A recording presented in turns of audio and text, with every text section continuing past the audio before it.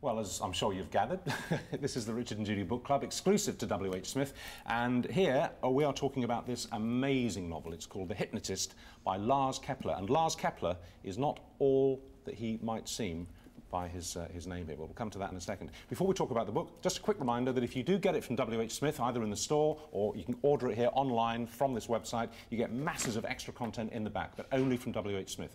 Podcast information, our Q&A with the author, lots of stuff like that. So it really is worth getting from here. Right, The Hypnotist. It is actually, you know, as Scandinavian crime thrillers go, this is about the most disturbing I've read so far. I mean, it seriously is. It seriously is. It's a fantastic book, though. It's beautifully written. And here's the first surprise. Lars Kepler is not Lars Kepler at all. He's a married couple here. And Alexander and Alexandra. Yes. And you both write, don't you, anyway, independently under your own names. Yes. But when you got together to write this thriller novel, you decided to use a pseudonym to kind of, what, distinguish it from your other work? Yes, that's one of the reasons, but we also had to separate this voice from our own, because we write totally different books in our own names. But actually, if truly, the most important thing was that we tried to write together before, and we always started to fight. Yeah. Each time we tried to write a children's book, and it was a disaster.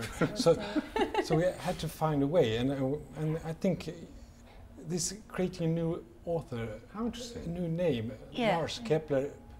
So if you'd had a joint byline, you couldn't have written it. But if you invent this person, Lars, you can offload onto him. Yes. We knew his voice. That was what I was into.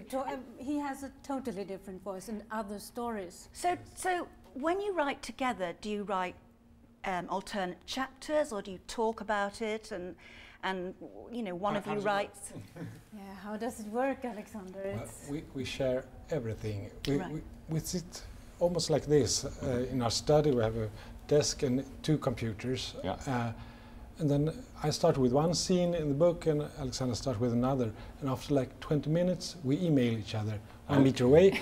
And so I continue in Alexander's text and cut out things, add things, improve so you sub each other's copy?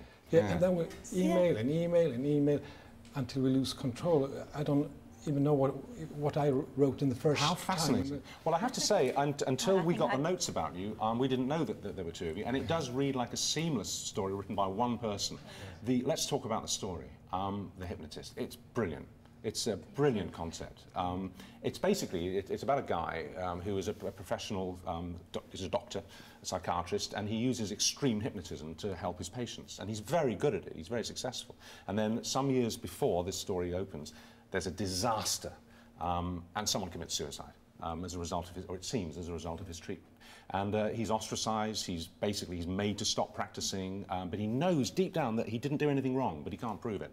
And then there's a horrible murder. First of all, a father and a teacher is murdered in a sports hall.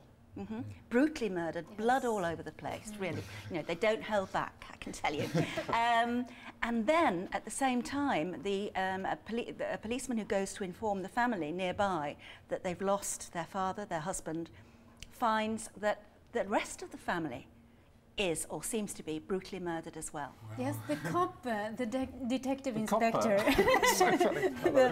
Donna Linna, he is really the main character for the whole series, because we want to write. Is this the first of a This whole is the series? first of 8 brilliant. books, Even so better. there will be more. Well, Jonah, he makes the hypnotist exercise this hypnosis on the boy, and this is kind of a terrible thing. It's good in one way, because they find out the truth about the murders. But it's also a catalyst. It starts something else and involves the hypnotist and his family in a very horrible way.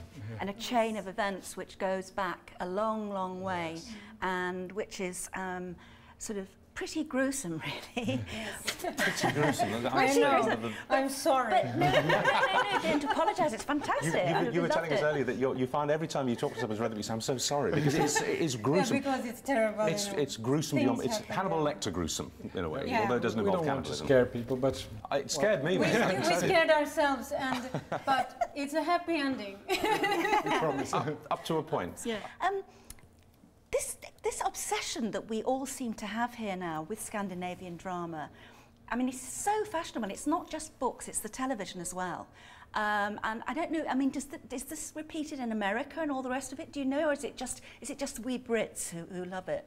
No, I think it's all over the world, and I think it's Stieg Larsson's. I think it's about him and his big success, of course. Yeah. But still, maybe the Nordic or Scandinavian crime tradition has something to do with it. Because it's a very long tradition. Is it, you think, because something as simple as the weather and the landscape? It's so dark there, you know, the long winters and the darkness, you know. Do you think that's part of it?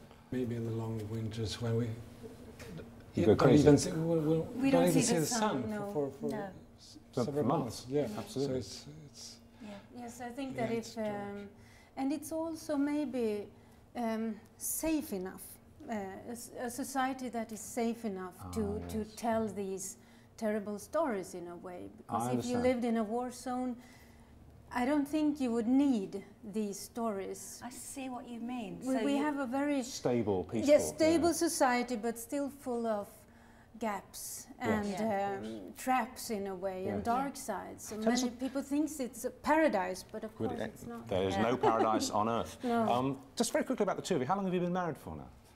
Well, we met 20 years ago, and we've been married for 18 years. Of course. 18 years, I knew that. And you said earlier that when you first tried to write books together, you ended up having arguments. I mean, did it make you wonder that if you tried to pursue this as joint authors, you might actually break up? Was it that bad? Were the rows that bad? That would be a nice story to tell, but a terrible story to tell. No,